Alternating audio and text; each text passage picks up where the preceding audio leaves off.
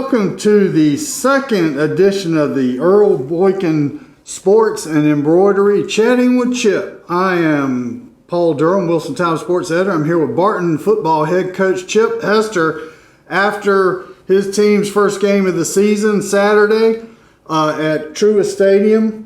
And Coach, what a glorious day it was for Barton football to finally be out there in front of a full crowd. A beautiful day. Only thing that didn't turn out well was the scoreboard at the end for you guys. But I have to ask you a couple questions about Saturday's game. What were you most encouraged about with your team in Saturday's game? Yeah, you're right, Paul. It was not the result we wanted, but man, it was a spectacular day. The weather couldn't have been any better. We had the Bulldog Walk, I thought went really well. The beautiful new stadium with folks in it. So there's a lot to be encouraged about, and I think our guys played hard. We made too many mistakes, but we did some good things, and I think there were some bright spots. We ran the football pretty well against a really good defensive football team in Newberry. Their front is really good, and I thought our offensive line controlled the front, the line of scrimmage, and I think our tailback, Jordan Terrell, and then Trey Holloway came in and did some good things as well. And then defensively, we had some guys make some good plays. Kadaris Jenkins, I thought, played really well, and Shane Perry played really well. We had moments, but we got to string more of those moments together and be more consistent. Yeah, definitely. There were a lot of good moments, but I think it's what you said, the consistency may lead into the next question. What are you most concerned about after seeing your team play a game? Yeah, absolutely. Lack of consistency. The thing that we're just not quite at the level where we can make a bunch of mistakes and have self-inflicted mistakes. So lining up wrong or getting penalties, negative plays on first down, just missed assignments. We're not at a level that we can withstand that and be able to convert and keep drives alive or get them off the field on third down. So just a general lack of consistency. I think we had moments, but then we didn't do what we needed to do. We had some opportunities to make some plays in the passing game and didn't complete some things. Not always the quarterback's fault; it was the wide receiver's fault, and so. It was just too disjointed. I think we didn't execute on special teams, and those are things that you've got to do in order to be competitive in this league. Yeah, no doubt, Coach. You got to clean it up to move ahead. You know as well as I do, more than anybody, probably how tough this conference is. Moving ahead now, we're looking towards Saturday's game. You get to go down to South Carolina and Erskine. Second year program restarted, just like Barton.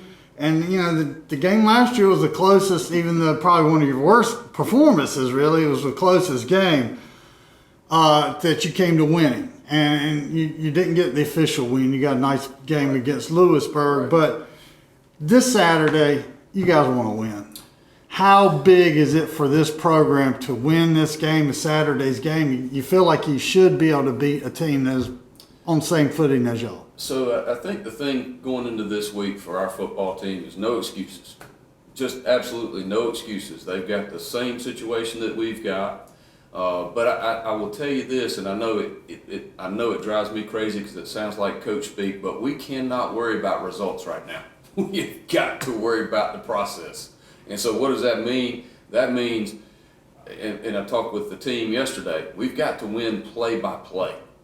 So it's too big to think about getting a win at the end of the day on the scoreboard. We've got to win the play that we're on. And so you start looking too far ahead or getting too big picture, you lose focus on the details of the little things. And so that's what we're spending a lot of time talking about this week is winning this play that we're on right now and not worrying about the one that was just before us. So we're kind of having a next play mentality and not having a big wide camera angle. We need a microscope. We need to be focused in play by play and win the next play. And so I think that's how you at the end of a game you look up and you go, oh, now the scoreboard's what we want it to say, but it's not because we're worried about it now. We're worried about the next play. All right. Well, Coach, one thing I've learned about you is you love to have a theme going into each game and probably multiple things, but ones you certainly talk about. Well, one last question for you. Now that we've finally had the experience that you and I probably talked about for almost 4 years and Dr. Searcy has talked about for longer, that fall Saturday, Barton football, what was your favorite thing about Truist Stadium and being there? There were so many really great things. I really enjoyed the Bulldog Walk.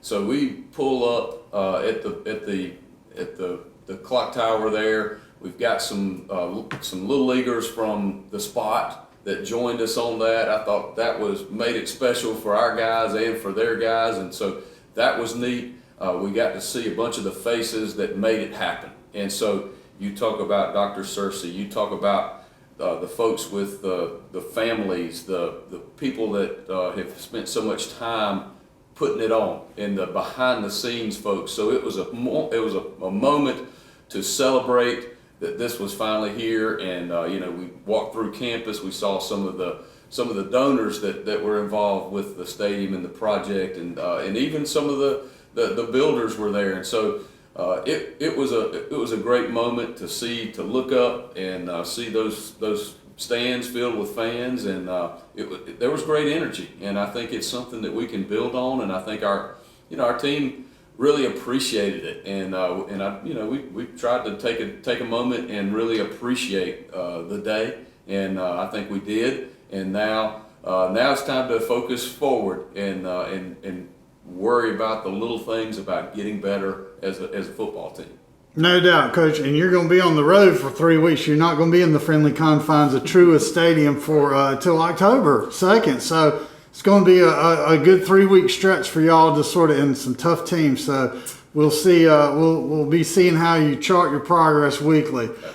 Well, Coach, I appreciate you being here with us again for the Earl Boykin Sports and Embroidery Chatting with Chip. Come see us again next Tuesday when we'll talk about this week's game and look ahead to next. Thanks a lot. Thank you, Paul.